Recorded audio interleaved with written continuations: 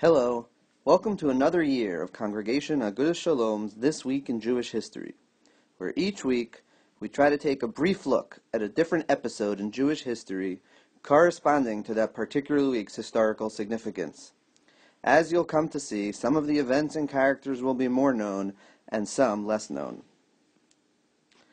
This week marks the birthday of Ernst David Bergmann. You've probably never heard of Bergmann, but he can colloquially be called the father of Israel's nuclear program. Bergmann can be seen standing and speaking in this photo. Bergmann was born into a rabbinic family in Germany in 1903. He studied and did research at the University of Berlin, earning his PhD in 1927. With the rise of the Nazis, Bergmann traveled briefly around Europe before deciding to emigrate to British Palestine in 1934. Upon arriving in Palestine, Bergmann obtained a position at the Science Institute in Rehovot, the institution that later became prominent in Israel for research and development, the Weizmann Institute of Science. Moving on to Israel's nuclear program. The country's nuclear program owes its origins to two of the most prominent figures in its modern history. In the mid-1950s, Prime Minister David Ben-Gurion, on your left, made the decision that the young country should develop a nuclear program. He tapped Shimon Peres, then Director General of the Defense Ministry, to head all administrative aspects of the project, and it was Bergmann whom Israel's leadership asked to provide the scientific guidance to the then secret project. Interestingly, Israel's nuclear project got off the ground with the help of a number of European countries, ones we perhaps would not automatically associate with an overwhelmingly pro-Israel stance today. Israel's original nuclear reactor was sold to it by France, and many of Israel's nuclear technicians in the early years were trained in France.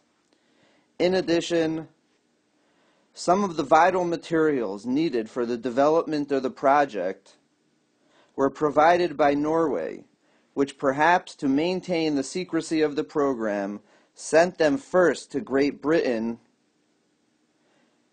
and eventually they made their way to Israel. In 1958, Israel established Rafael, which is the wing of the government charged with arms development. They were given the task of developing the military component of the nuclear program.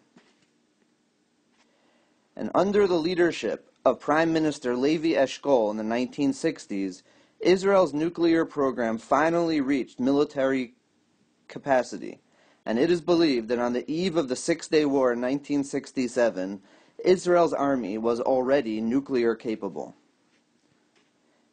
As an interesting aside, one of the most notorious figures in the history of Israel's nuclear development is Mordechai Vanunu. Vanunu worked at the nuclear reactor in Dimona in the 1970s and 80s and leaked classified information to the London-based newspaper, the Sunday Times. Vanunu, who interestingly also converted to Christianity later in life, was arrested and spent over 10 years in Israeli prison. Although released, he still lives under severe restrictions from the Israeli authorities.